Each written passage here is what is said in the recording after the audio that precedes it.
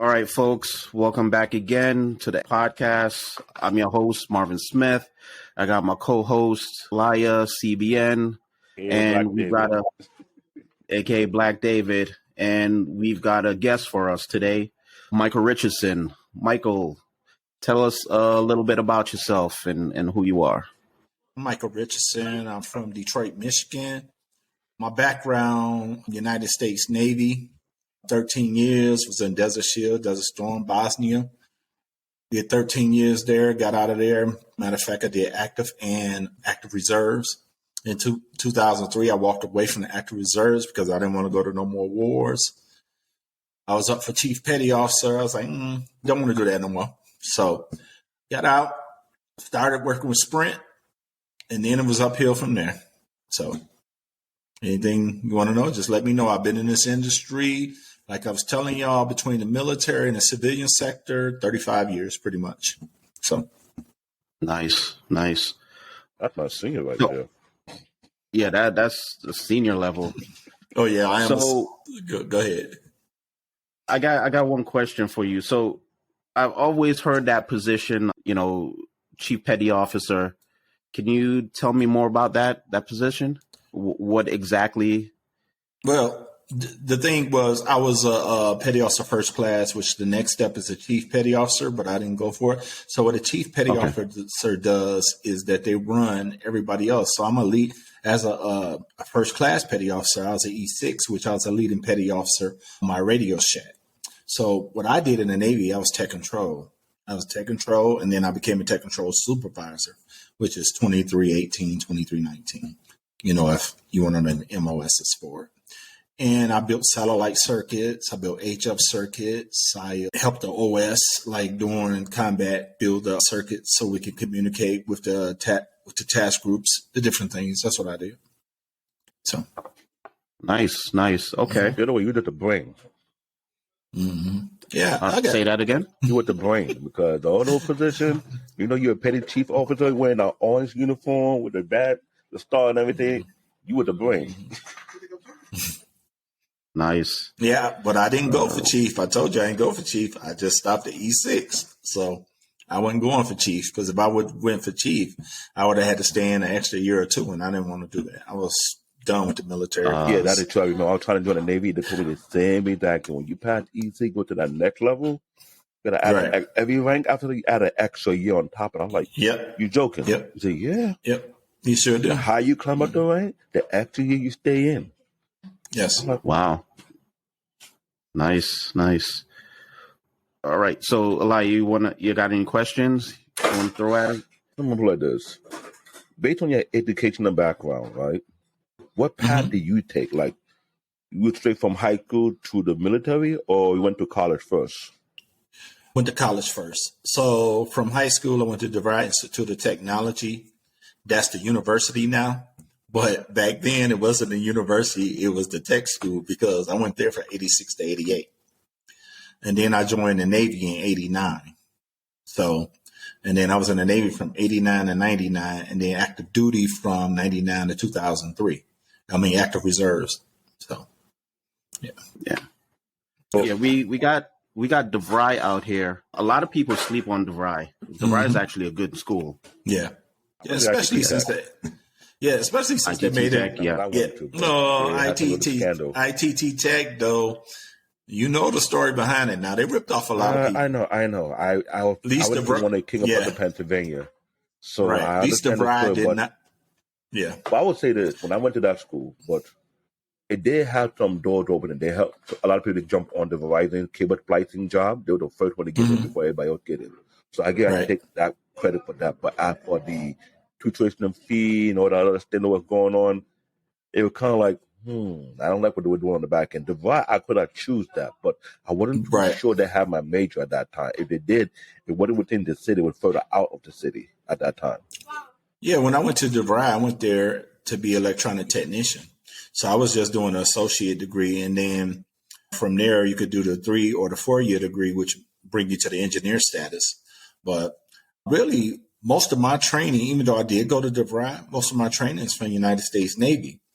Because, like I explained, I was a tech control supervisor. And then they closed down like one of our centers and gave it to the civilians. So my master chief was like, hey, you want to come down here and work at the telephone office? I was like, yeah. He's like, I'll give you everything you need. So he sent me to DWDM school in Richardson, Texas, which y'all probably never heard of these providers, but like Fujitsu. I was one of the first ones to work with. So what DWDM is fiber optics pretty much. And that's what you use to connect all the routers and everything with IT, the telephone switches. So he sent me over there. And once he sent me there, he told me, he said, I'll give you all the education that you need to get out the Navy to make it because you're too smart to be in the Navy. And that's what he told me. And so before I got out there, he sent me, I went to all these schools in Richardson, Texas, where I got education on different equipment vendors. And then what else? Then I became what was that thing that I was? A Bixie certified engineer. So, he prepared me for the outside. And that's why I was laughing because I said my first job was Sprint, where I troubleshoot T1s and I install T1s remotely, which was a pretty cool job. What year did you start working for Sprint? 99. That's amazing. That's the same company I worked with, but what in 99? I was surprised when to Sprint. But from your point of view, based on educational path, would you highly recommend anybody want to go into IT to go from college first, then go to the military to get more advanced training? Or you recommend something else different? It depends on if the person is disciplined. If you're not disciplined, you can't go in the military because you're not going to be used to taking orders from people. Now, one thing about the military is you could go in there and also get your college paid for. So they had this program called Boost, where you could go in there and do your 4 years and you could do the Boost program, become an officer. And that time you have to do 6 years. So I would recommend that. And then they had a Seaman and Admiral program also. So what I would recommend to me to get out of poverty, or to me, education is the key to end poverty. Any type of education. I'm not going to say college. I'll say a trade school. I say college, I say the military, and when you go in the military, you choose your rate, you choose your fate. So pick a rate that you can use in a civilian sector, which the rate is like a civilian sector. You could be an electronic technician. You could be a IT. You could be a CT. You could be a IC. Y'all probably don't know what all that stuff is, but like a CT is a crypto tech. IC is telephone. IT is what we do now. I was a radioman before they converted to IT. So they converted the rate to IT. I was a radioman before. So those are different things you could do. And, I have a true testimony growing up in Detroit, Michigan. I grew up in the hood. That's why I think CMB asked me before, was I a nerd? And I was like, no, I'm not a nerd. I'm a corporate thug. Because I was able to get into the corporation, but I still was cool. I didn't walk around with a pocket protector or anything like that, but I was smart. So, yeah, I think when it comes to IT, everybody has that old world view of what an IT technician looks like. I mean, I know females in IT that wear heels and they look like straight up professionals. I know dudes who rock suits every day and do IT work. So that vision of you got a pocket protector on and shit like that. Well, first of all, most shirts nowadays, most button-up shirts don't have pockets. So right, even short sleeve shirts don't have much pockets anymore. But unless you're in a certain field whereby you getting down and dirty in and out in the server room, you pulling out machine left and right. What I remember in the fashion company, I had to tell them, you're not gonna have me dressed in no 3-piece suit and expect me to be underneath the table, pulling out machine. I'm pulling out heavy server rack, getting my shirt, my dress pant dirty. I think no, I got a regular uniform. I got a polo shirt, a dicky pant. I can carry my tools because I got to have my tools on me because you know how annoying that is when you have that moment and you're looking for that particular tool, you gotta run back, then come. I can't do all that. I just can't. So it looked like I would look like a EMT in the corporate floor with all bunched up in my pocket, both with all different type of tools because I don't know where. Oh, I got something with the laptop. I know what the problem is. Just open it up, fix it, boom, boom, call it back in. Right. I'm on the next plane. I don't got no pocket protector whatsoever. Right. I'm just like Right. utility belt kind of thing. Yeah. Yep. So in 2001 was the last time that I wore a suit in the industry, because our CEO, he brought us all into a conference room, and he said, "This is our new dress code." He pulled off his suit jacket.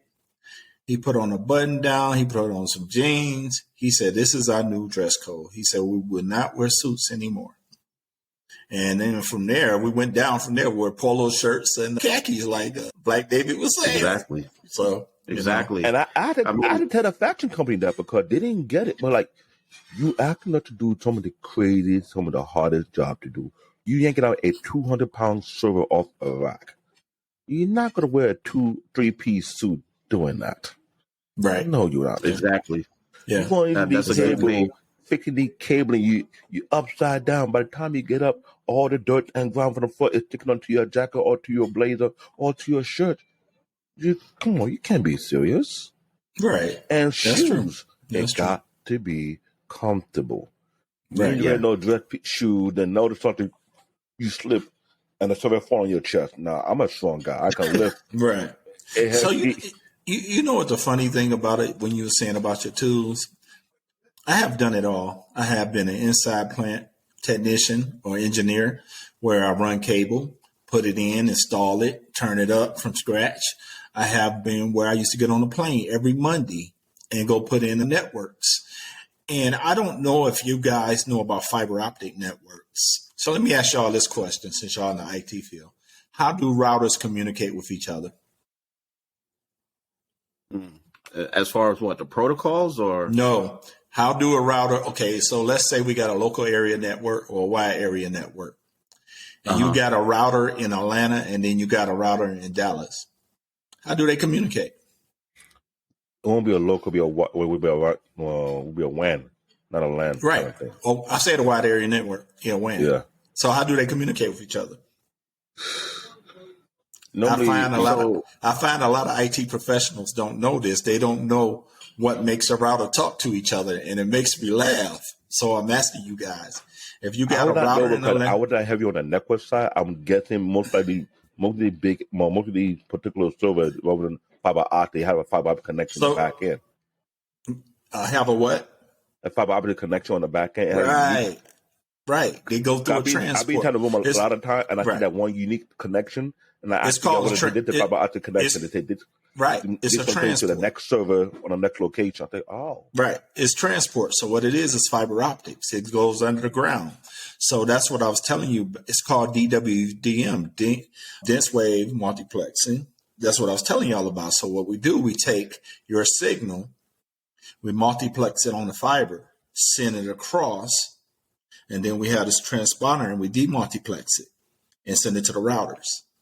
So a lot of people don't understand that. They think the IT industry is just CCNA, but it's not. The IT industry comprised of everything: routers, fiber optics, video, streaming, all that. So when people be like, "Oh, I got my CCNA," okay, so how do your router communicate with the other router? It just talks to it. No, it goes across a transport path, which is fiber optics. And a lot of people don't understand that. So I'm glad you mentioned that, because there was something that I had an argument with certain people about that CCNA certification. People make it seem like it's so. I say, no, it's not that easy. Because somebody told me, you have to have some groundwork experience first before you jump on that certification. Yes. You just getting the certification thing that will get you a job. It doesn't work. You have a special teacher in my trade who came in and broke it down based on different trades. CCNA is a tricky one.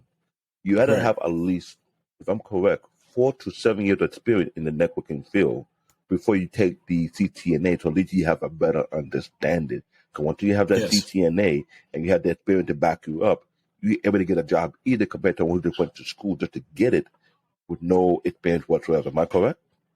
You're correct. So, and that's what I'm pointing out. So like in our industry, we need a lot of optical engineers now, because because everybody is going towards the IT, CCNA, CCNP, CCIE. They're getting all that, but they're not getting optical engineer certified as in how. So like a DWDM network is pretty much like a router, pretty much.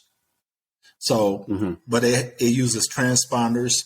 It uses ROADMs, which is reconfigurable optical add-drop multiplexers. So what that does, it takes the signal and goes to wherever customer that you need to go to.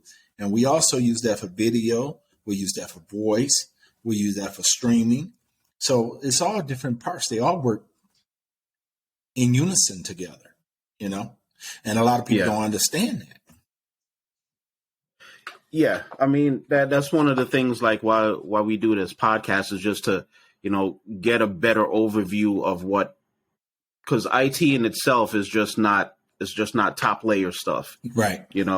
It's not the guy with the laptop. You got infrastructure, you got what you do, so it's just more than just top level stuff. Well, you got 7 OSI layers. Y'all know what those are, right? Okay. Yep. OSI. So you got 7 OSI layers. You got. Let me see if I can. I know them when I think of it, but we on this. You know it when you see it, but when it comes down to like going off the top of your head, like Well, you got layer 1 is physical.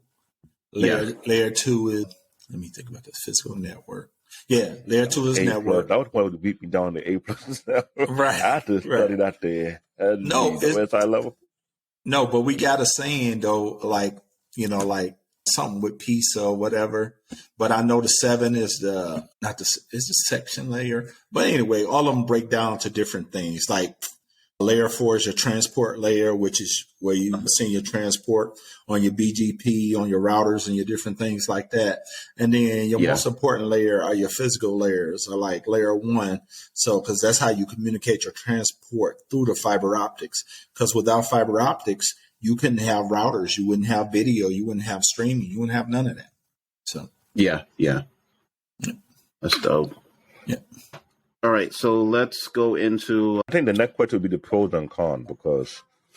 Yeah, let's talk about the pros and cons. What you just mentioned to me is something that you're totally correct. We need more people in that particular field, because this pandemic proved a point why people in your position highly needed, and they need it more than ever, because now everybody's home, everybody using Netflix, everybody doing streaming, everybody doing all this stuff.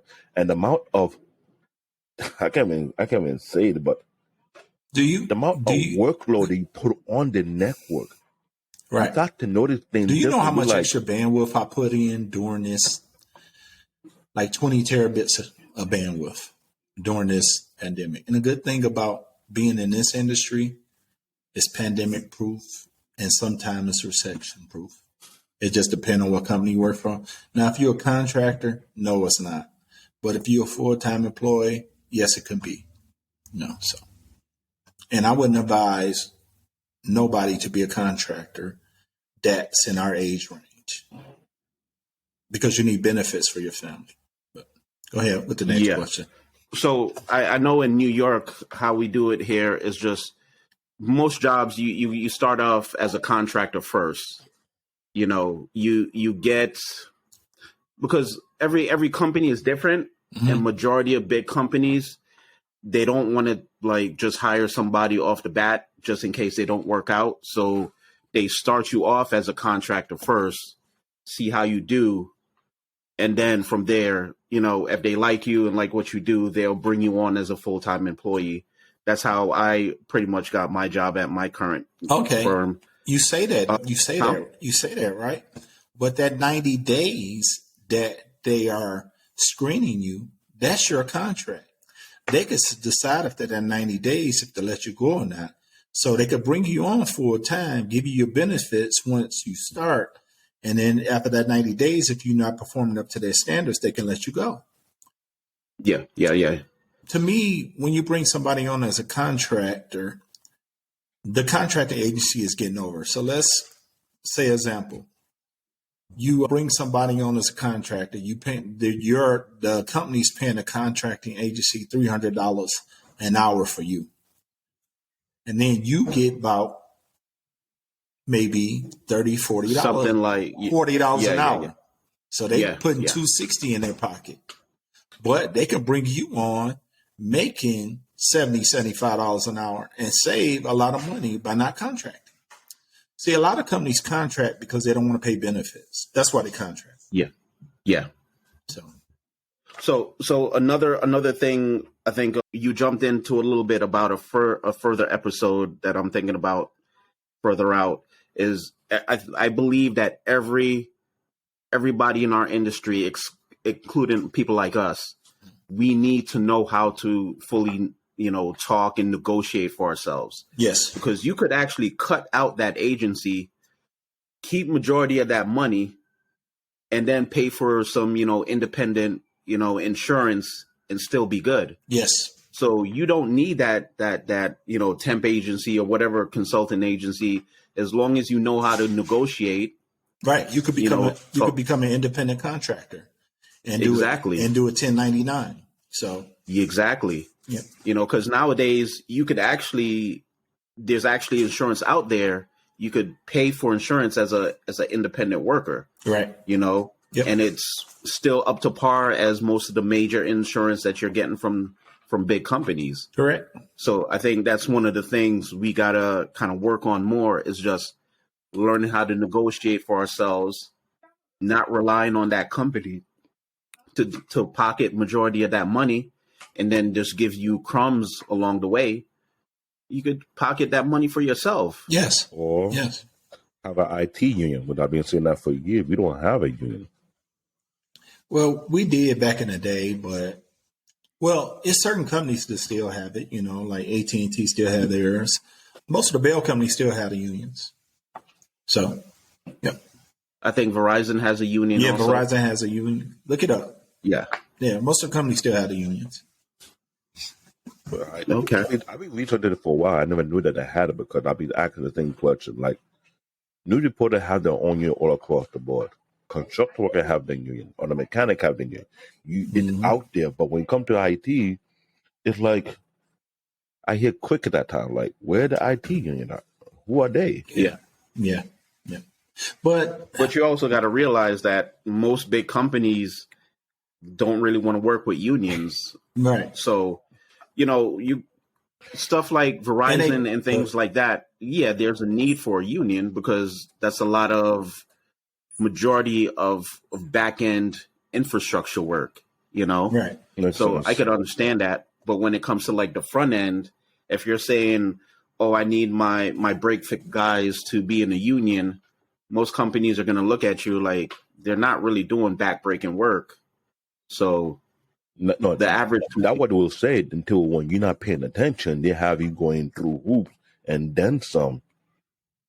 Because I did we used to work in the same building, me and Marvin, but I was working for one of the biggest fashion corporates at Estee Lauder. I was being running to the ground for low pay.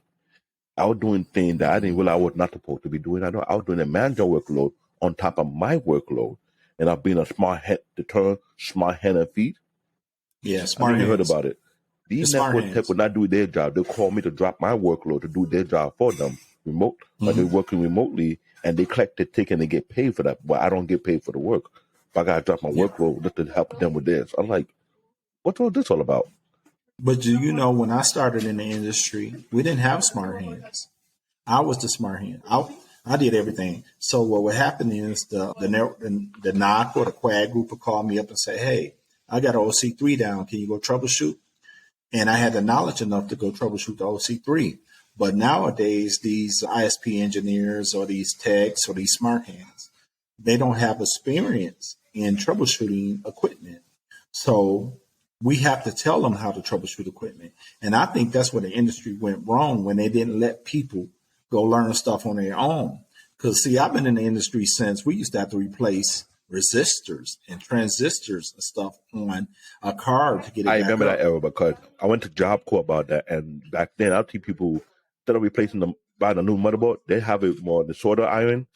They replace the capacitor by themselves. They would play, and I was like, that was real OG technician. There was no one buying a whole motherboard. You just buy the capacitor, buy the resistor, got the solder iron, you get to work. Right. And nowadays, you just I think they need to bring that back. Yeah. They need to bring that skill trade back. Yeah. But I think that's more soldering. Soldering is a art, definitely, but I think it's just more something that you could learn on your own right nowadays. right Because there's tons of YouTube videos on soldering alone. There's the electronic soldering pen. There's an old school soldering gun. So yeah. But yeah, I do feel like that's something that really needs to be brought back in the industry. But that was old A plus back then, to be honest. Yeah. The old A plus book, they would actually teaching technicians how to do that first before they decide to say, we don't need to do that no more. That's obsolete. And I was like, why? And all of a sudden, that be replaced by something else. And we look at the A plus book of the yesteryear to now, it has been going through a lot of changes. What would be the new standards? So I mean, scratch my head. It would get a point at a time that you need to stop doing. You need to get people back to the nitty gritty, know how to do certain things, because the blue collar workers, I think IT is blue collar, not white collar, but sometimes you fall in between both sides of the fence. If you think about it. Well, when you get on a certain level, like system design, implementation, project management, those are white collar workers.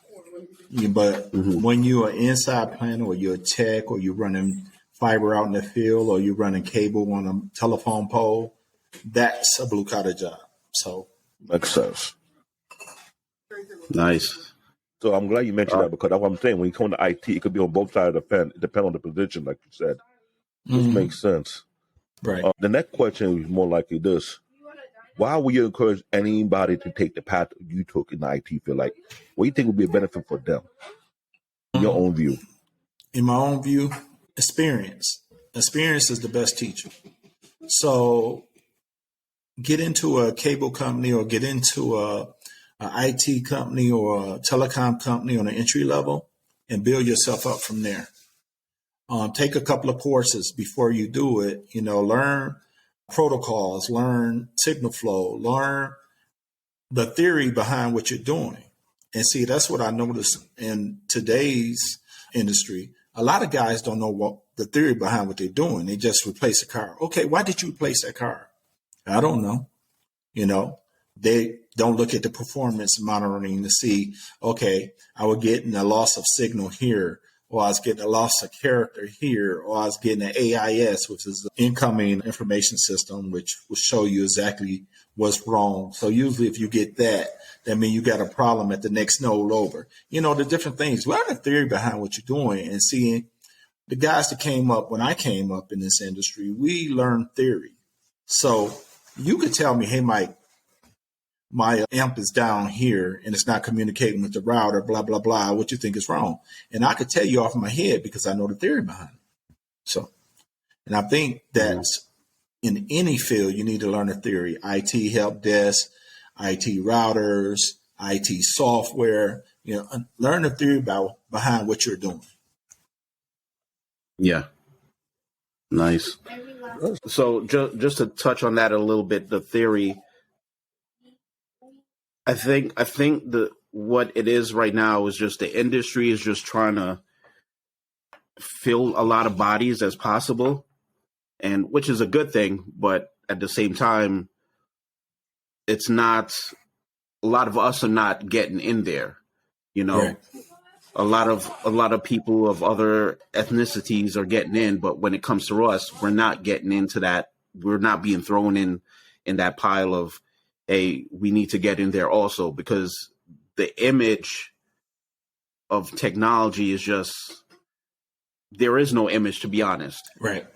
Well, we need to help each other. We need to help each other. Yeah. And that's one thing that I love. One of the questions y'all asked me, what did I take pride in being in this field? And I said mentoring others, mentoring junior subordinates, because, and then you could bring somebody in that way, So. Yeah. I'm glad you mentioned that. That leads to the next question about who was your mentor. Because I remember my mentor, we call him Mr. B. He was a military guy. He was from the Navy. I have respect for a lot of the military guys. He did have this thing, he had a phrase. He said, military guys don't make mistakes. But if you ever caught me in mistake and you explain why you don't mistake and you elaborate, I give you extra credit. Now, me, I like to take a challenge. When he said that, I looked him in the face. I said, "You sure about that? If we catch you in a mistake, we document it and say what you think was wrong. You do it without question." He said, "Yes." So 4 of us, we all come into class like hawks. We were waiting to catch anything he say, any word. The one time he did it, we caught onto it. We wrote it down. We went back to the book. We made sure he document everything. So the next day he came to class, we brought it with attention. He said, "Women take that look. You say yourself, if we catch you, if we document it." So he brought his statement, and we brought in the book with the show. Now, he was shocked that we caught on to it. So he gave me and the 3 other guys extra credit to our final. Everybody was mad. But y'all didn't do the work. They did the work. They went down, got everything documented, they got on point, showed me the report, showed me their proof. And he said he liked that. He said, "This is how you want to be in the IT field. You can't be waiting for something to fall on your lap. You had to hunt it down." So I think that was something about him that got me so hungry in the field, because you can ask Marvin, I'm a workhorse. Yeah. Anything that needs to get done, I'm going in, get my hand dirty. I'm going to figure out what the problem is. I'm going to document it down to the T. I would explain to you from step 1 all the way to the last step, how we got it fixed, how to work about, did to work about, and have it documented. So in case it ever happen again, you got something to fall back on. So he got me that way. Yeah. Who was your mentor? So, yeah, my mentor in the military was this guy, my leading petty officer, Rocho. So when I went down to the telephone office, he told me, he said, "Hey, I'm going to mentor you. I'm going to show you everything about the switches. I'm going to show you everything about DWDM. I'm going to show you everything." And that's what he did. And then my master chief also was a mentor. And in the civilian sector, my first mentor was my best friend today, 20 years. He was my supervisor at AT&T, and he was my mentor. So, in this field. So, and then from there, more senior C-level people were my mentor, and mostly ladies. So, What's up? Okay. That's good.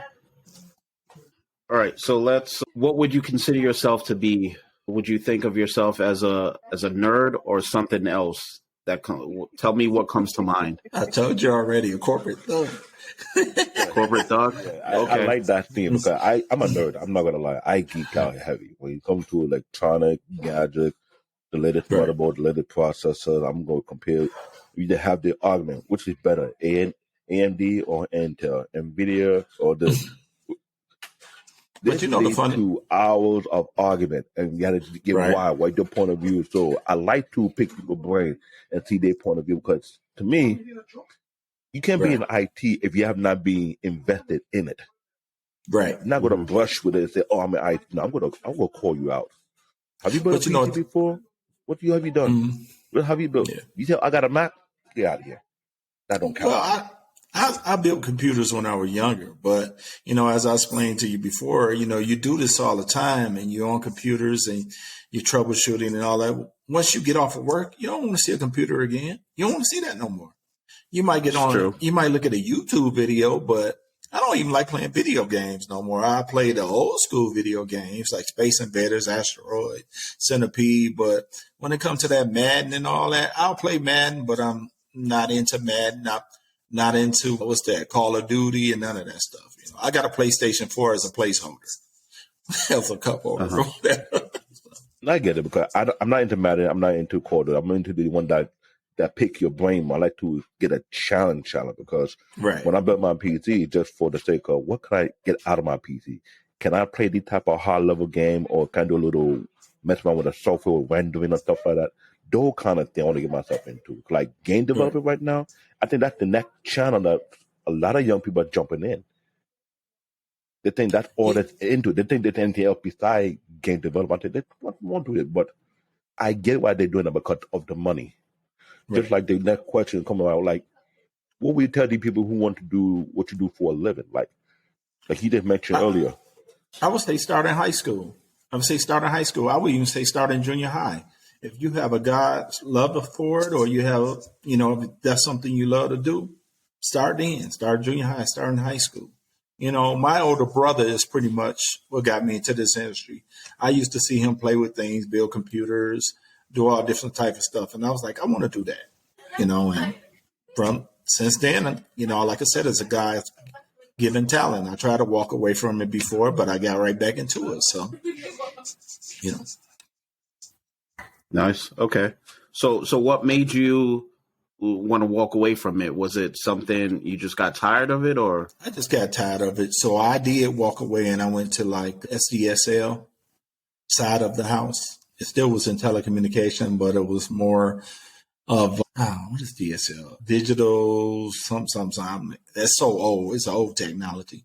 So when I came back at so when I left, OC48 was a big box. You know, so what OC48 is DS3s. I'm sure y'all heard of those. A DS3, a DS1, a T1. Oh, T1. Okay. Yeah, T1, yeah. T3. So when I walked away, it was a big box, tall as me. When I came back, it was on a card. So that lets you know how much technology had changed. So, yeah. I think nowadays they don't call it T1s or T3s anymore. It's just whatever bandwidth you purchase from the ISP. Right. You know, like Ethernet. They call it Ethernet today. Yeah. Or OTU2, OTU4. You know, like an OTU2 is 10G, OTU4 is 100G, and then you can go 400G, which is OTU4C4. So those different things.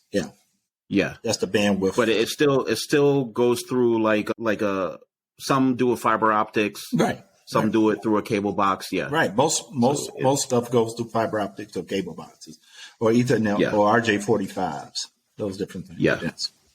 So that's dope. Mm-hmm. So let's talk about your hobbies. What are you into? Oh, I like riding motorcycles, and I like watching a lot of sports. You know, I don't get any, and I work out maybe 3-4 times a week. You know, so okay. Yeah. So do you fix the motorcycles, or you just ride them? Just ride them. That's it. Just ride them. I ain't fixing nothing. Okay. I just ride. Yeah, when you fix stuff pretty much all day, every day, you don't want to come home to something you got to fix again. Nope. All right, it's cool. I understand you. All right, so let's talk about. Let me ask this question: seeing the growth taking place within the IT field, what is your view concerning the future in the field? Because I'm not gonna lie, I watch the growth, I watch the changes. I feel like some feel they take it for granted, some feel they look it down on like it's not much needed, but it's heavily needed. Yes. What do you think about those? I feel in the IT field that they're focusing too much on CCNA, CCNP, and all that. I feel they need to focus on the optical industry part of it, because pretty much a transport platform is a router these days. Everything is in conjunction with each other. So I feel that different certifications should cover both industries, or not cover routers. So yeah, we got a lot of people that's coming out now, CCNA, CCNP, CCIE, no software engineers. But what they don't realize, if you oversaturate that field with them, and then the optical engineering field doesn't have anybody, like I get people contacting me all the time for jobs because we do not have enough people in our industry. I mean, it's lacking off, and I would like a lot of the young people to go in there, and that's why I was giving y'all the different recommendations, like OCA, do the OCA course, do the OCP course. You could do the CCNA course. I mean, an optical engineer walking into my company can start off 60 to 80,000 entry level. So, that's what a lot of people have to do. And that's what I'm thinking. The focus is going away from, okay, why do a router talk to another router? How does it get across the backbone? Yeah. Those different things. So that's what I feel that they're going away from, and just getting more into router. And that's going to get saturated. And then you're going to have a point when you ain't going to have no more optical engineers, and you ain't going to be able to communicate no more. So. I think it's just, the marketing, because when you think about it, it's like nobody talks about the back end infrastructure guy. No. It's always, I want to do code. I want to write software. Right. But when it comes down to who's truly on the back end, making all these servers talk to each other, Yep. I'll be in New York, what I'm connecting to a Netflix server in California. Right. That's where the marketing needs to go. Like we need people for that. Right. So that doesn't happen automatically. I mean, we're not there yet, but we still need people. Not there. I think, like you were saying, totally correct. They don't put too much empathy on it. Do what I would keep saying about the IT arena. They make it seem like this the right path and this on the right path, and they forget about all these multiple paths that need to be filled out, like he just said already. Because if everybody tries to get the CCNA, CCNP, and whatever, everybody chasing software engineering, what about the other part of IT that need to be holding together? You cannot overlook those things. Right. Like they watered out that type of, oh, we're not going to use PT. Like, okay, you're not going to use PT, but your infrastructure cannot support what you expect it to do. So how you expect all this to work when you put the cart before the horse? Right. Right. And that's what a lot of people don't understand. Argument. They're overlooking all the other arena in IT. Everything with of each factor in IT is needed. Not just one and leave the rest out.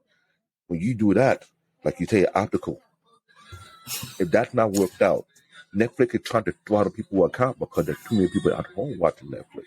But they equating that problem. What about the infrastructure? What about the wiring? Right. You don't have fiber optic across the country right now to this day. Right. Because even if they went to satellite, even if they went to microwave, you're still going to have a ground transport that you're going to have to jump on. So that's like a lot of satellite companies. They be like, oh, yeah, we get satellite. But what they don't realize is you got your downlink, you got your uplink. So when you downlink, it hits the ground terminal, jump on some type of optical equipment to transport to the next site. So, and with a microwave, if you got a tree in front of a microwave, it's going to block, because most of microwave is line of sight 30 miles.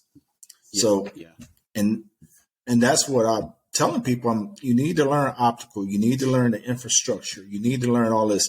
This is what makes a router communicates with the DWD equipment to transport across the path, to go across the fiber, multiplex those waves out, like you was talking about, those Ethernet waves, and then communicate with the equipment.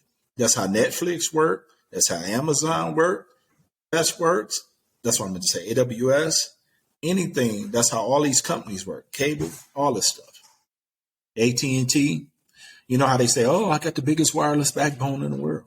Fiber optics. So now I'm going to throw you an audible. Now that you did mention that, and they're trying to pass that infrastructure bill, do you think they can emphasize more on what you do for a living and have people in your field more instead of all these other fields? Because since they realize the infrastructure of the country is falling apart, and you can just keep it as it is. Well, let's say you're the guy that reach out to and go to pitch I'm not saying a bill, but I'm not looking for that exact words. Like you try and convince them to open a school for this type of small field so you can have more people to work on the infrastructure back end. What will you pick them to do? I would pitch them to learn everything when it comes to infrastructure, like from the routers to fiber optics, to the optical, to project management, to implementation management, to product technical, I forgot what it's called, manager, all those different things. I would have them do all that because you need all those fields in order to do this job, in order to communicate. So, for instance, like the rural areas, their infrastructure bill is going to help them with fiber optics. They didn't have that out there before, but now they're going to have it. They'll be able to stream and all that. So before in the rural areas, all they had was DSL, which was the T1 pretty much. Yeah. Coming over a cable line, so this is going to help a lot of people.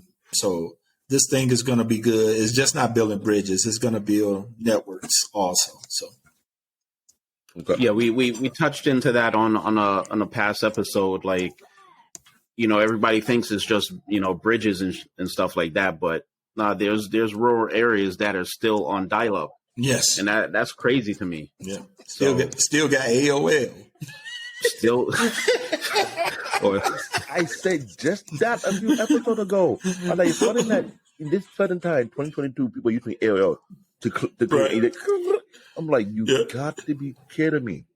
Yeah. Or they can't even go past, 15 megs. That's crazy. Yeah. That's what UBS built. Remember we worked with UBS in 2011, 2012, and they were still behind the curve. And we were like, you got to be kidding. You tell me you haven't upgraded the switches on this? Like, you want to put Adobe through the network and take almost 2 to 3 hours to download. Yeah, it's ridiculous. And imagine trying to play your PlayStation with another person in another state on a dial-up. It won't work because you don't have enough bandwidth.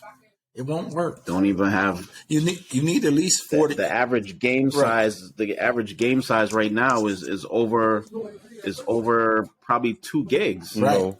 Right. So you need at least 40 megs to play it.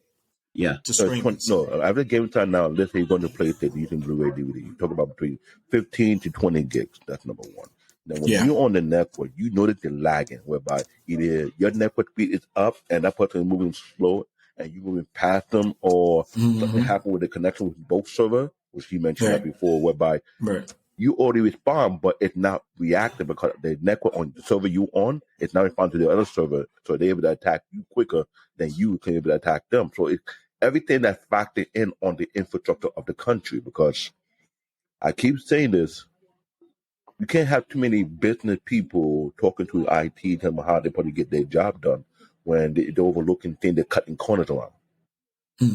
Like Citrix. You mentioned all these things. They want you to use Citrix. They want you to use VMware. Man, Citrix. But that's so old. Thank you.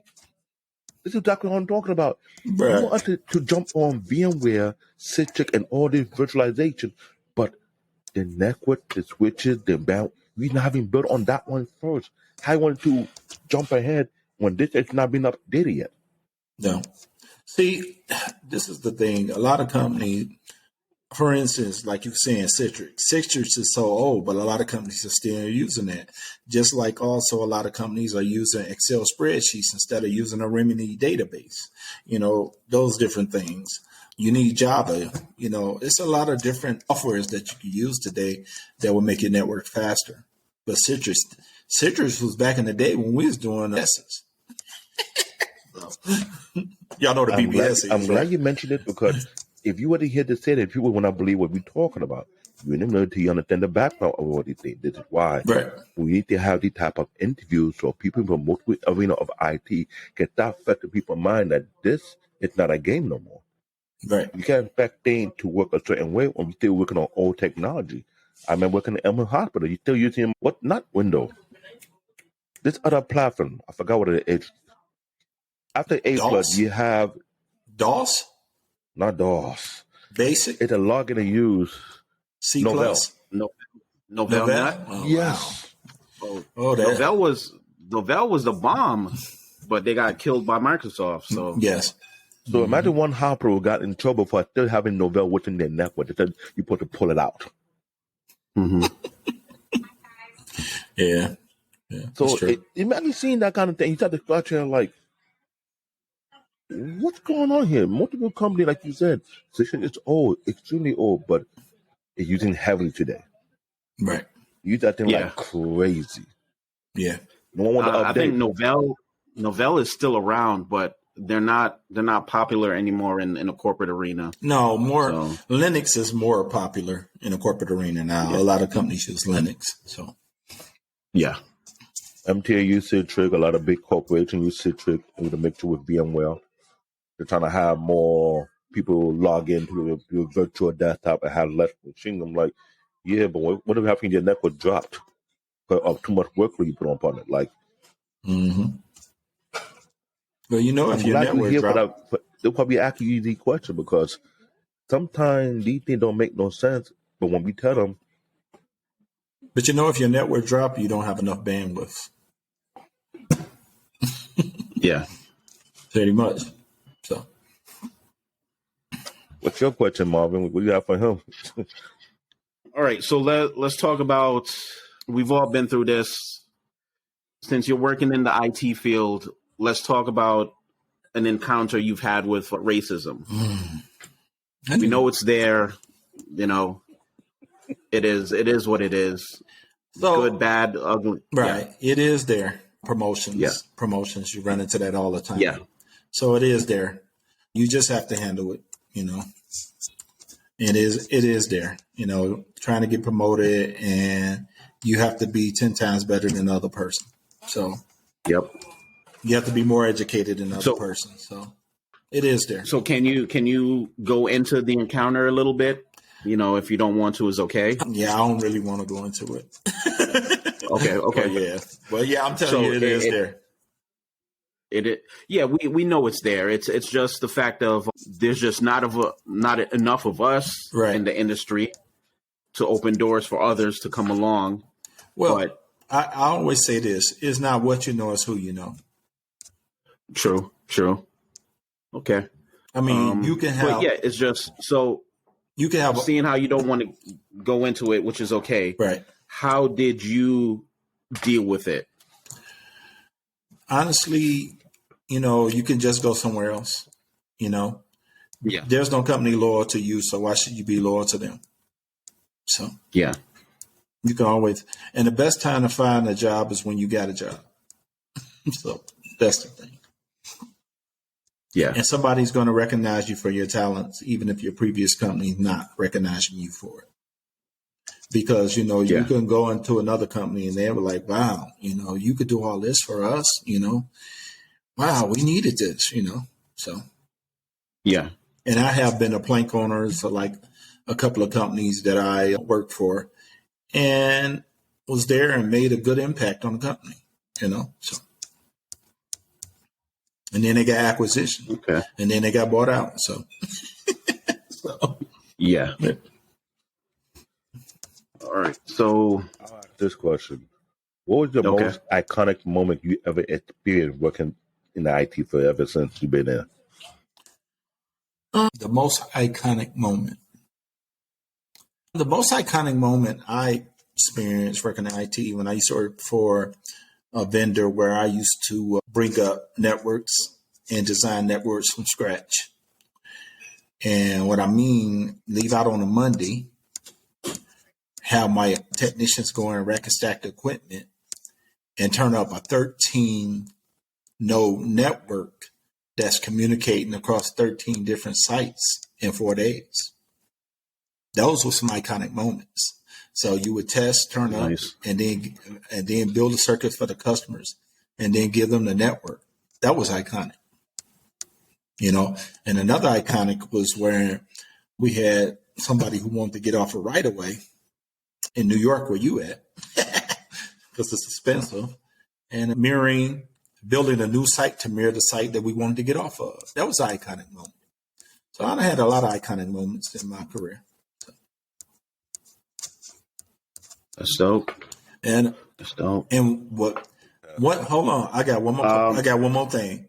One of the most iconic moments is mentoring younger people. Seeing when they came into the company, there was anyone or they were an engineer, and then as they move up during the ranks, because you taught them so much, to see them progress through the ranks and become NE3s or whatever. So that's a good thing. That's a good iconic moment. You know, just sharing your knowledge. Sharing your knowledge is an iconic moment, in my opinion. Yeah, I definitely love doing that. When I see anybody young like me coming in, you want to just pour that knowledge into them and just watch them take it and just run with it. Right. You know, I think that's one of the aspect of our industry. When you see people like us that's up there with the knowledge, they'll give it to you regardless of asking for it or not. Right. So, and I did that a lot. Me and Marvin worked at UBS. I was the trainer. So every tech that came in, I went under my umbrella and I boot camped them through. I'm talking about from top to bottom. I'm trying to make sure they were efficient and they were effective. You ain't missing nothing. So at one point, this happened. He noted about this. They want multiple teams to come help out with a Manhattan location UBS to help install 130 or 140 terminals. I told the manager, you don't need that many people. You need like less than what? Maybe 9 or 10. That's about it. No, we need about 20, 30 people. I think, I'm sorry, it's not going to look good for you. You got to do that. He didn't care. So I told my team, I'm going to make a bet. Whoever comes to pass my number of deployment, I give you $20. Now, me, I did that on purpose to show the other team that you didn't properly train your team. So we got on the floor. Marvin heard about it. My team knocked out more than 60% of the tournament that need to be put up. More than all the other team combined. That's I did awesome. about 20 deployment. Two of my top men, right hand, left hand men, were doing about 15. They were trying to catch up with me. The rest took the men with left. So we took about almost maybe 60 or 70 out of the one. And they were shocked. They're like, why are they moving so fast? I say, I taught them the rope. I want to make sure my team is the most effective and the most efficient. They know how to get the job in and out and not wasting time. They know exactly what needs to be done. Get to work, knock it out, keep it moving. So when they saw my team moving, just flying off the handle, they were scared. So the AP executive came to the side and shaked it. I love the way your team. I think, no, it's no big deal. It's what we do for a living. My manager over there squeezing his hand like he heard it. I embarrassed. I warned him. Yeah. You don't need too many people. You made him look good. So I thought, okay, I could give you that one. We're awakening. And Mom would tell you, I don't play around. If I train you, I'm pouring everything into you. I want you to be better than me. When you do better, I do better. Right. And passing out to the next generation, because I want the new generation of people coming in the IT field to be hungry for it and not be under equipped. I want them to be well equipped coming in, knocking it out of the ballpark. That's what I was telling you. Theory. You need to know theory. You teach them that theory, that makes your job easier. So, correct. Marvin, any questions? No, I don't got any questions. Okay. I'm trying to hold my geek stuff in. I'm enjoying this. Nah, go ahead. If you got questions, go ahead. I got one question because it's opposite of your iconic moment. Like, what the moment that got you feeling so humble and make you realize you're in the right field, in the right place? Like, it kind of like open your mind and say, this is where I need to be in. Like, you know how you have that moment? It was so humbling. Yeah. It makes you see clear, like, I made the right choice. Yeah. When I was at AT&T, and when I seen that I could build things and build networks and run fiber and bring up circuits, I mean, you got to think about it. That's awesome when you see that you bring something to life. Like, for instance, at AT&T, when I was there, and this was when I was like 31 years old, we built a 4-node ring that communicated it was an E-Trade node, and this is on old equipment, FT2000 OC48s, but we built a 4-node OC48 ring, me and my partner, that had Atlanta communicating the whole time. I mean, we built an 81-mile ring. I mean, that was awesome. And that's when I was like, man, this is awesome, so. Nice. Hey, nice. That, to me, that's a big achievement because this is why I tell people, when you get into IT, you will have that one humbling or erudic to wake up and say, you know what? I made the right choice to be in this field. This is something I can really enjoy doing. There's not you can do what we love to do, make the money, feel comfortable, come home. Without all shenanigans. Quality of life, like I told you. It's all the life you're living, what kind of life you give it to your family. Mm-hmm. Going to work to make mad money, do what you love to do, come home, you can just unwind, relax, get with whatever hobby you want to get to. I know you say you like to ride bikes, you like to do other activities. But in IT, did it make you engage in a new hobby you never thought you'd get yourself into? No. Just, I've always been a big sports enthusiast. So I always liked football, basketball, tennis. I got into hockey when Tiger Woods started playing in hockey. I mean, not hockey, golf. So, just enjoying sports in general, going to see live sports. I like concerts, live concerts, those different things. So just because you do a job for a living that is not something that you're going to want to do when you get off of work, because you do this all day. Think about it. You do it all day. So you get off work, you want a brain dump. You want, I mean, that's what I do day to day. I think of how to design a network, how to troubleshoot it, how to implement it, how to make it work. So when I get off of work, I don't want to think about this stuff no more until the next day when I go to work. Yeah. So. Exactly. That's another aspect too that we need to work on is just leaving work at work. Right. Some people, it depends. If you got to be on call and monitor the network 24/7, right, then yeah, you got to bring it home. But sometimes you just got to leave work at work, knowing that there's somebody else there to deal with it. Yeah, I think the problem is not the company night. Like when you get off work, you put that in the little box, you close it. It's for work. Now, let me get what I want to get into. Like to me, I got into gaming. I got into anime. It's very relaxing for me. Now, a peer of mine was like, "Why don't I get into Gunpla?" I don't have the space for Gunpla because if I could have my own, I'm in New York, 2-bedroom apartment. I want to move down south, get a 4-bedroom apartment. I can have my own space. Then I can get into the Gunpla, building my own stuff. Right, building your case, Gunpla plate. Yeah. I want to be have my own freedom. I could just unwind and enjoy what I'm doing with my own creativity. Because I should watch on NCIS, one of my favorite shows. Mine too. McGee, he took time to build his own boat. He took time. He didn't care how long it took him, and he enjoyed the moment. Right. So when I see him, that thing flicked in my head. I want to be able to be in a place where I could just enjoy the moment and build on what to build. It had nothing to do with the computer, but I enjoy what I'm doing. Right. Take my time with it. Yeah. And another hobby that I like, just like you said, I love NCIS. I love Criminal Minds. Any law and order. I love that. I love all those different things. So, that's what I enjoy doing. Chicago PD, so I love the different criminal programs that make you think. And, I love NCIS because I was Navy. So I love to see them.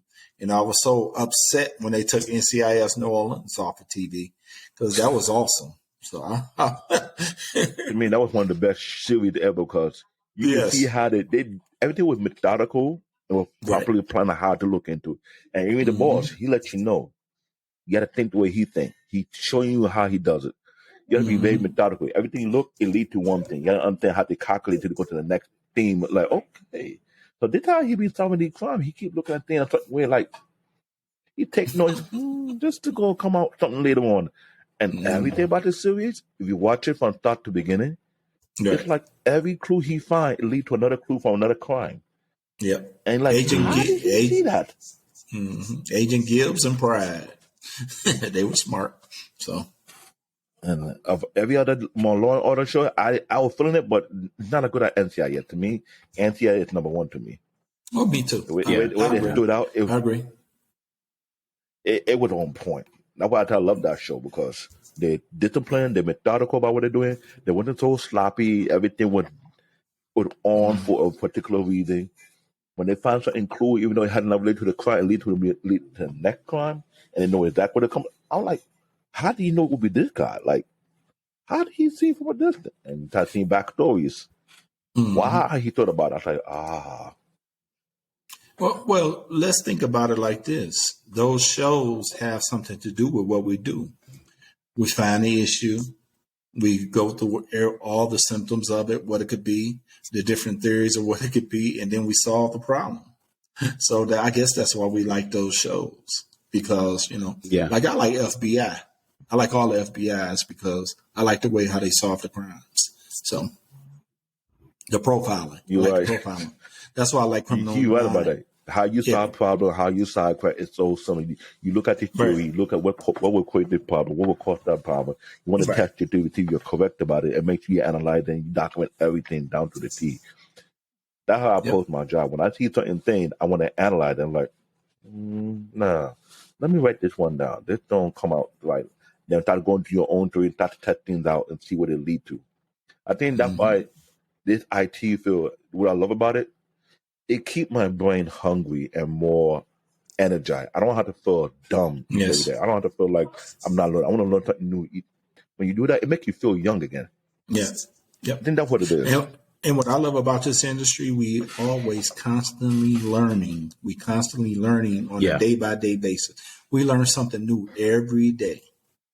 we have to go to some training. We have to learn a new platform every day or every month or every year. You got to get certified on this. And that keeps your brain boom, boom, boom, boom, boom. You know what I'm saying? So I think it's good. It's a good remedy against Alzheimer's, so you won't go brain dead or get dumb or just numbed out. Because I think a lot of medical doctors. No, I asked a lot of doctors about this. How do people get dementia? Or they say that the fun is lack of brain activity. Mm-hmm. Yeah. So this is why I'm staying in the field.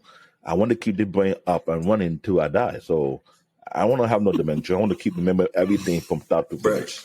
Yeah, I'm like that too. I don't want to never be able to feel that I don't have control of my mental,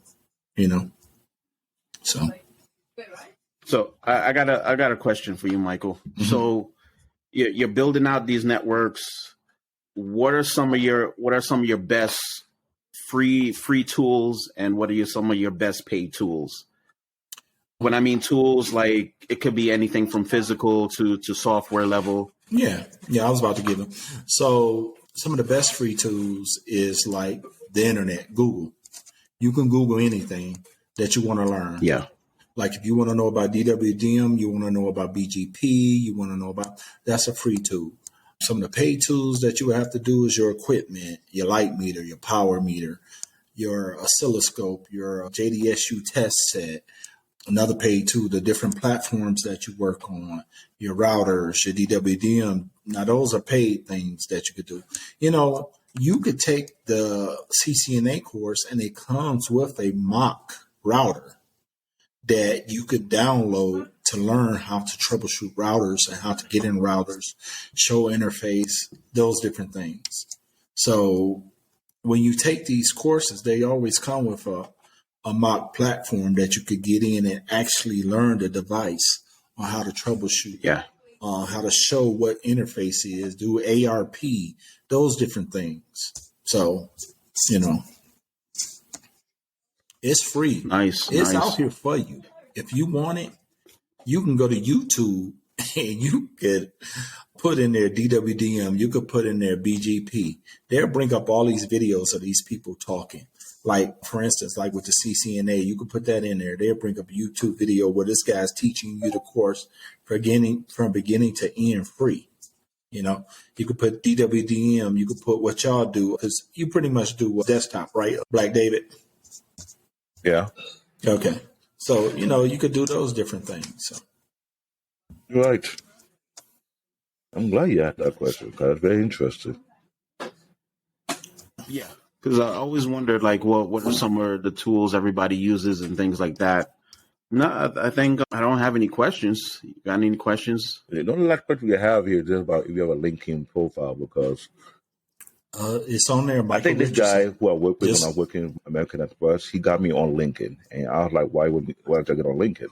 He said that is the next best thing of having an online resume. So what? I went LinkedIn? took my LinkedIn profile, made it identical as my resume.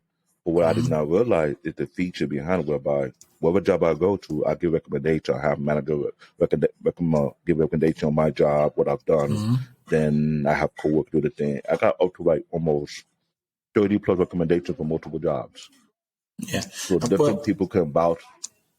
So yeah. I'm not trying to be exposed from LinkedIn, but for job hunting, I think LinkedIn is much either. Because before you got to bring up a portfolio of how many copies of resume you have to bring out. Well, this is the thing for LinkedIn. LinkedIn is good for networking also. But, you was asking me about my profile. It's my name, Michael Richardson. On like anything is my name, Michael Richardson. And I'm sure you noticed this about me, Black David. I'm old school. I don't put no fancy name. My name is my name. And let me tell you what I call myself, Black David. Let me tell you why. When I went to the People Network, right, I show up on the channel. There's one guy before me called Black Man on Thursday. He was before me. Then when I got on, he called me Black David. I was like, huh? I was like, what? And everybody was laughing. Like, it became a catchy phrase. I said, I'm going to grab one of that phrase and make it my own. Only one for YouTube. But on LinkedIn, everybody know me as David Olaya. I use CBN because I'm a Canadian-born Nigerian, because I use that a lot. But Right. Are you that at the phrase of people could think about, I'm not just one dimensional. Right. There's most of the dimension behind what I really am as a person. And Michael, you see me on a different platform. I don't beat around the bush with people. Yeah. I be straightforward. I be honest. I be articulate about my view because of experience that I had in life. Well, and I realize people don't grasp it. Your life experience, it can teach you things that you never think you could ever think would ever will be, and you have to learn from it. Sometimes I go back and relive it in my head and see if I missed anything I didn't realize about it. And I thought, oh, this is why that happened, and I talk about it.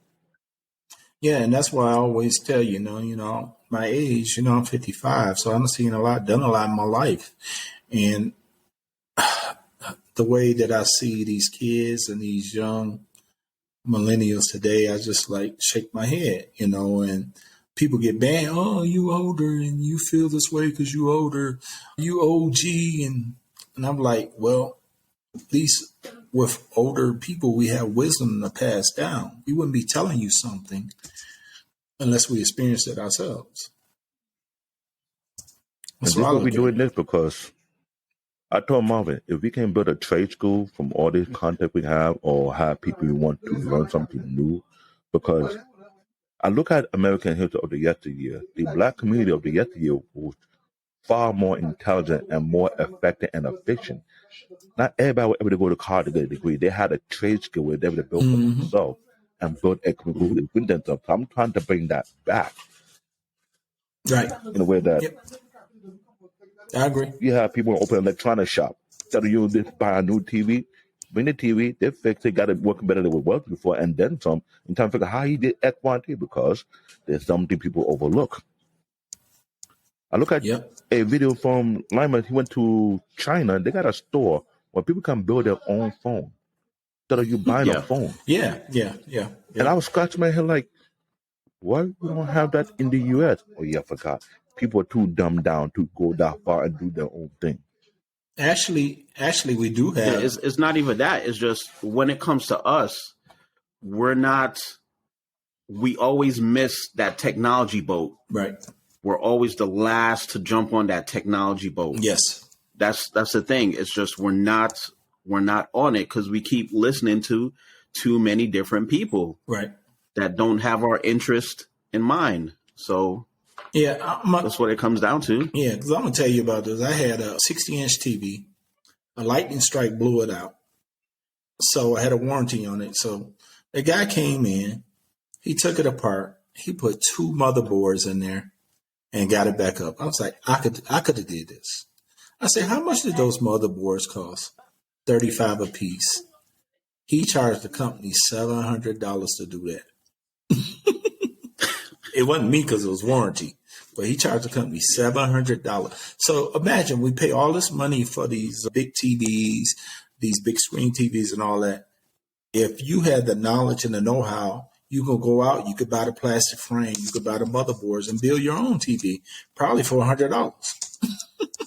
Exactly. Mm-hmm. That's the thing. It's like all this resources out here, but we keep missing the boat. Yeah. And I do agree. Bring it back. Because if you can bring it back, trust me, it will affect them in the long run, because people have to realize, you know what? You complain about all these eco waste issues. You can fix that issue a long time ago if you have people who just take things apart and put things together. Because I was going to multiple panel talk about this channel called What Am I? The people went back to Nigeria and taught people how to recycle plastic. Right. And they did for X amount of years. There are a lot of major corporations find out what's going on. They moved one of their plants over there hoping to make money off the amount of recycled plastic or they got up within the first 2 or 3 years. Mm-hmm. Now, plastic manufacturing, it's a big multi-billion-dollar industry, almost $1 trillion industry. But people don't know how to utilize the waste plastic that was thrown out and recycle all over again. They figure out the trick behind it. And there are 2 students from, if I remember what college, it's not your college. They're called the Midtown Manhattan. I forgot what the name of it. Is it New York College? Huh? New York College? Not New York College. It's a CUNY college, 4-year, but it's not too far from BMC. I forgot the name of the college. Hunter College. They both came from Hunter College. Okay. Went over there, started a new program whereby all the big international corporations, they want to move their plant and utilize the fact that they have tons and tons of plant they're able to recycle for reusing. Other countries are catching on to it ahead of time. People are building houses in South America based on plastic bricks. Mm-hmm. Yeah. Yeah. How you think China became so powerful? They recycled majority of the world's plastic for so many years. Yep. Now think about how much they were charging to recycle those plastics. So they make most. They make most of the clothes. They make most of the shoes. They make everything. So now they're in Africa trying to collect on natural resources. Yep. But that's any company. Yeah, any country. Yeah, that's any company. That's any company. But they sold their debt, and they're in Nigeria right now because we have two of the first of its kind manufacturing plant that actually manufacture cars. One of them is my classmate. He does it. Took his father business and did that. Another one, he had a rival. But they're competing. But there's not any other country that doing manufacture of cars right now besides those two in Nigeria. Another guy who left the U.S. about 2 years ago is now doing a first of its kind Telecom Valley. And they tried to construct it over $1 billion, which is kind of crazy. But a few years ago, Rwanda was trying to do their own ahead of time. So it's like a competition going on. Yeah. Yeah. So there's a lot taking place outside the country. I've been scratching my head too. I need to build my own capital so I can join into the team and get into the investment, let my money grow for itself. Because to me, I like to build stuff. If I can go back and teach people IT in Africa, I would do it. But I will make sure they're better than anybody else. I will make sure I will drill you to the what? Mm-hmm. One of my first instructors drilled me. Just like your own instructor drill you, Michael, Mike did the same thing to me. He makes sure I'm effective, I'm efficient, I understand my theory, and I'm on point. So you can pinpoint what the problem is. Just look into know it, do what the problem is, and you explain how it got there and how you can fix it. Right. So when you train people that way, you train effective technicians to the point whereby things start popping out more quicker than you think. Right. Yeah. Because like this industry, they done dummied it down. They not training the people like they used to do. And I think that's hurting us. I think we need to train these people better than what we're doing. I think, in my opinion, we totally need to do away with smart hands and just start educating these people how to troubleshoot and how to run fiber and how to do routers and all that stuff. And that way they don't realize you do away with smart hands, you will save a lot of money. So. Yeah, he's right. Yeah, Marvin, because this the first good. No, the only thing that I gotta say is just they just need to market the industry better when it comes to the younger kids. That they need to market it better. They're not going to. I'm telling you right now, Marvin, they're not going to make it better because the way they're going about it, it's all about money. All these trade schools, there are a lot of trade schools that are not legit. They make money off the bad marketing. Mm-hmm. You have too many people jumping into the home health aid, too many people jumping into the medical field of being an RN. And how would I put it? We have so many trade schools for RN, but we don't have too many hospitals.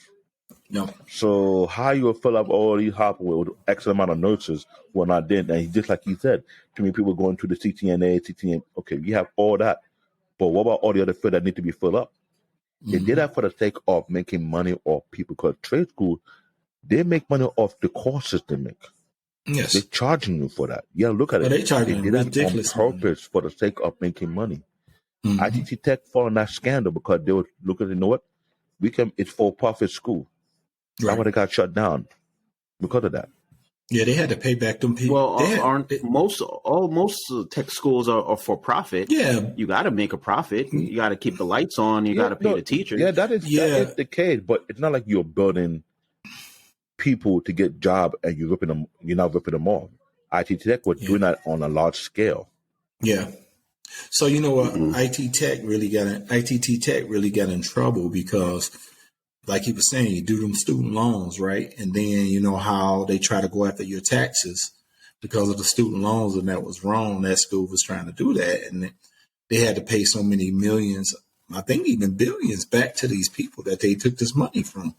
So there's a lot of these for-profit schools that rip up a lot of people, and to the point where they said, "Oh, we'll hook you with a job, but when you do try to get a job, you can go nowhere with it." Like, and you find your degree is not college accredited at one point. These are the game they were playing. But when I was going to this field, I found people who came from overseas, and they tell me this: they already got a degree, but they don't want to take the degree. They're making the degree look like it's less than, but when it's actually not less than. Yeah, I agree. So there is a curriculum issue going on with American education, whereby some people decide to go outside to get education and come back, knowing that they have more of an advantage out there than over here. But also, yeah, I mean, those folks are going to, like, top schools or in England, like Oxford University. Don't talk about you get a degree from. Don't talk about that school. You got to be a bookworm. Yeah, you got. So that's where they're going. So, but I've always seen that. I think within New York, they put in mandate for any type of private school. You have to be accredited with New York State before you can start, handing out degrees. I remember that ITT situation. And I think the school wasn't accredited, so they made a law or something. Any private school within New York, you have to be accredited with New York. You gotta teach accredited courses. So if you do get a degree, it does count for that. I don't know how they do it out of state, but I know in New York that they made that mandate. You have to be accredited school. And a few people got caught because the courses they were giving out was not really legit. Like they were flipping people off. I'm telling you, trade school is a big marketing thing. You could charge them X amount of money and make so much profit off it. It's not even funny. Chances is, are they going to be able to get the job with that? I got a dude who I work with. We used to work for the Board of Ed, first IT job. He got 8 certifications, including Cisco. Could not even find a real job with it. Because you need experience. And that's what they didn't tell them that. And that's what I'm telling you. You need experience. You need to go to some company with an entry level program or internship and do an internship at that company to get that experience so you could be brought on full time. You're just not going to be able to come out of school and go make. And I try to tell these kids this every day. Oh, I'm going to make $50,000, $60,000, $80,000 out of school. No, you're not. You're probably going to make $30,000 or $40,000 out of school. And then you could build up from there. People. And then with how many trade schools? Each trade school are giving you this so-called package deal with multiple certifications, but never telling them you need to get some experience. They did not tell them none of that. They had to go through all the courses, get all these certifications. As long as they got their money, they got what they want out of you. You got your certification to push you out. By the time you get out there, oh, I need experience. Oh, the school didn't tell you that? And then another thing is companies need to give these kids that's coming out of college entry-level jobs so they can get the experience. Don't just want the experience up front. Say, hey, you come in here entry-level, get your experience, and then you go up from there. So. And I think another thing that these schools need to start teaching is proper money management. Like, you could get all these certifications and stuff like that, but when you come out, you got to learn how to manage your money. If you're not getting that, $60,000 or whatever a year, you got to learn how to manage your money. So yeah, I agree. Well, this is an interesting interview. It's the first of its kind. Yeah. So y'all asked me about my LinkedIn. It's Michael Richardson. It's just pretty much Michael Richardson. No problem. We'll make sure edit on the video. Maybe I'll put the word in them to put at the bottom. Yeah, and LinkedIn is a good networking source for people. So we want to get in different industries. You'll be the spearhead of this series because you go set the standard now. Everybody have to step up to your place. I'm being honest because I told Marvin this. We are doing this interview. We want people to see the faces of people in different areas in IT, what they do, how they got there, and hear from their experience and learn for themselves. Because when I went to trade school, I didn't get none of these. Only a few times I get a chance to might come to our school and break it down to us and tell us what to expect. When you talk about the networking part, when I realized, don't just rush to get Cisco. Get at least 4 to 5 years experience before you jump on it. People are going out there waiting X amount of money to get Cisco so they can't even get a job with it. And they took out, $20, $30, $40, $80,000 student loan. Mm-hmm. Mm-hmm. But what people don't know. I never liked the Cisco CCNA. To me, it's just you could take Network Plus and still be on a Cisco CCNA level. Mm-hmm. It's like I've never liked that certification. I just think it's just too overrated. And you know another good field to get into, cybersecurity, and just like and just what you just said, Marvin, the Network Plus, that'll get you paid in cybersecurity. So yes, that will get you paid in cybersecurity. Sure but will. It's just I hear so many techs, like us. Oh, I got to get that CCNA. I got to get, dude. The company itself is garbage. So I just never liked that certification. Mm-hmm. So I don't know. That's just my opinion. As long as they make their money, that's what I count. But there's so many other certifications out there that on the equivalent or above. Juniper. I saw on one of your questions that you did. There's Juniper. Right. Nobody knows about Juniper, but if you want to know about the cloud infrastructure, Juniper. They have a certification for that. AWS above CCNA. AWS is one of the top ones. So it's a lot of different. Mike, we might have you back another day. Mm-hmm. We know we'll have this type of discussion because guys like you, we need them to give people the insight what's really going on. Because that's what we make this channel for. But like David, this time you're going to have to pay me $5. No, I'm just messing with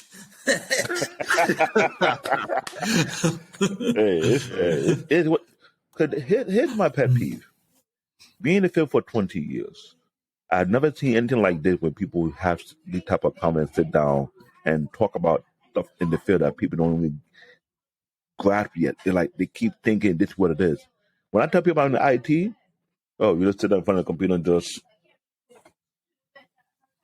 If you say you in the IT, don't believe that you going behind. The splicing, you implementing, you're the manager, make sure the network is running, make sure you can watch your Netflix. Mm-hmm. No one think about that. Right. Nope. No one does. No. When I took my wife to my job, and she saw the room with a bunch of piled of laptop, and I had to take this one. She looked at what you do. I said, I got to have all these images. When they image, they want this pile. I got to put serial numbers on these things, document it, who will be assigned to. They'll have to come here, bring the old laptop, then have to log into the new laptop. Then while they're on their own laptop, they'll be on the network on the table right here, back all the stuff to that. She was like, I said, yeah, do what I do. Mm-hmm. Ain't no just, it's not that. Mm-mm. That's why I said the marketing is not there, man. The people don't even understand about, data disposal. Data disposal is high priority. X amount of hard drives need to be shredded and destroyed. Right. You need to document it before it goes through the shredder, and it needs to be verified once it gets shredded. So, that's one part. What about the one you cannot shred? Yeah, you got to get that for the FTC to look through it. You got to have a box of a hard drive that's so heavy, you put on a damn pallet. Like, you hit it with a hammer. Hit it with a hammer. Destroy it. That's what we used to do in the Navy. In the Navy, when we used to destroy our crypto devices, we'd just beat them with a hammer and beat the hell out of them, beat everything down. So that way nobody could get, like in today's society, for instance, all these damn people that's trying to hold these company hostages with this ransomware and all this stuff, what a lot of companies don't realize is if you got a database backup, they can't hold you hostage. Exactly.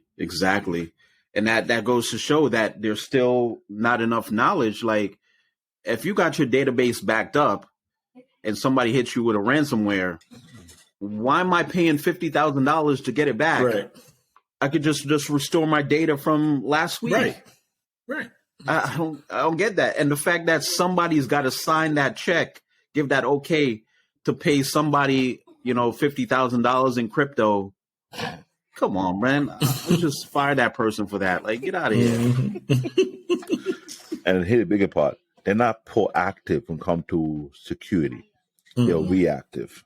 Yeah, that's another thing. Right. The industry, people in the industry is just is just reactive. Mm-hmm. You need server's down, or why didn't you see that the server was, giving you those signals that it's gonna go down? Mm-hmm. Again, proactive. Yep. Stop being reactive. That happened when I was working at the NYPD 911 call center in the Bronx. They had a network crack whereby the whole entire terminal the server that had in the Bronx went down. They were panicking. Now, me, I just, wanted to be do. The chief of police of that division called me. Said, make sure everybody log off. I said, no problem. I'll take care of it. I'll log on everybody properly, make sure everything's fine. I double check it. After I did one section, I did another section, get that all done. He come back, everything good. They're all logged on already. Or the bus are coming to pick them up. Okay, no problem. Let them know. So I get that one done with the chief of police. He was happy. A few minutes later, my supervisor called me panicking. I said, the chief of police called me. He asked me what to do. I got it done. Everything calm, everything collected. So ready to go to the next location. Oh, you did all that? I said, yeah, not a problem. There's nothing. She's like, oh, you sure? I said, yeah, I'm fine. She was shocked. I was like, you think this is bad? I work for a corporate bank.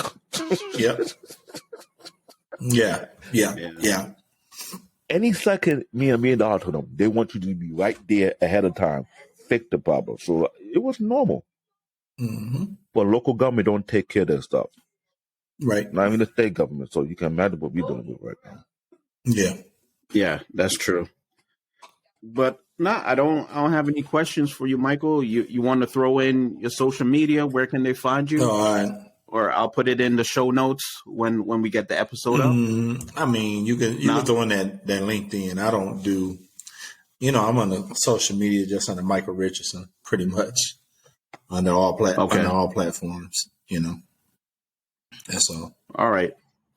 No, it's been great having you, man. Thank you for doing the interview. Yeah, I mean, and definitely we want to hear more from you. We're gonna have you. We're gonna call you. We're definitely gonna call you. All right, that's cool. Yeah, I just want to. Yeah, I just want to drop here in this interview is needed.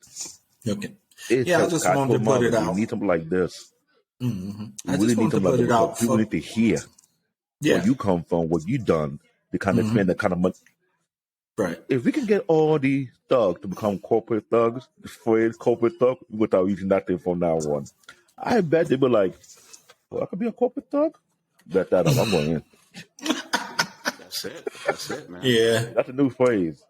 Well, I also the anti, you sure you're not a corporate thug? He was like, where you get off? I don't ask. Are you a corporate thug?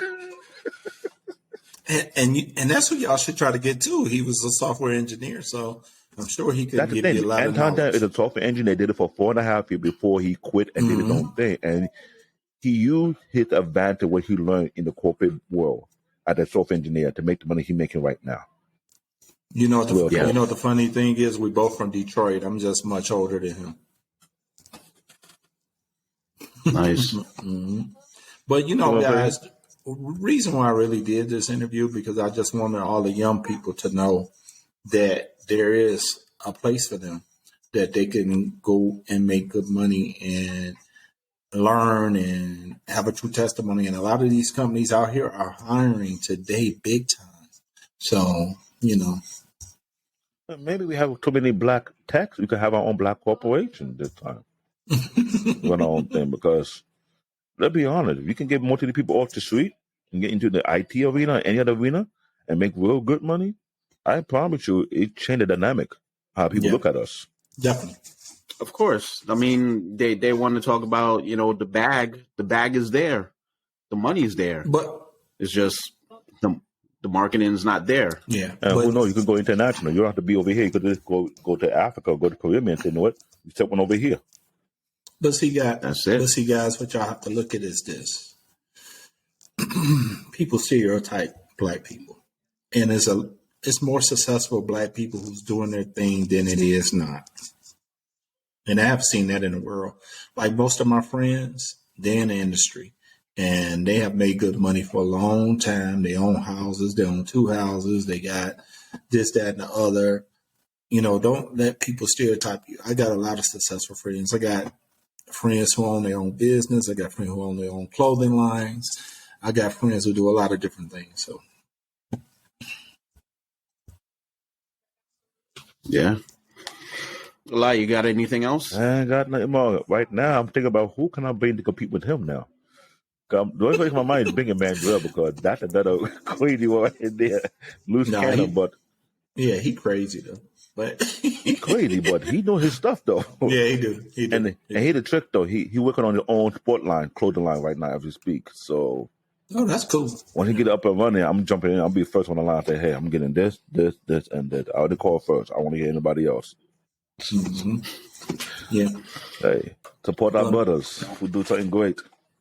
But networking is where it is. But Michael, it's been good having you, man. Thank you for showing up. Thank you for doing the interview. All right, guys. Y'all have a good day. And, all right.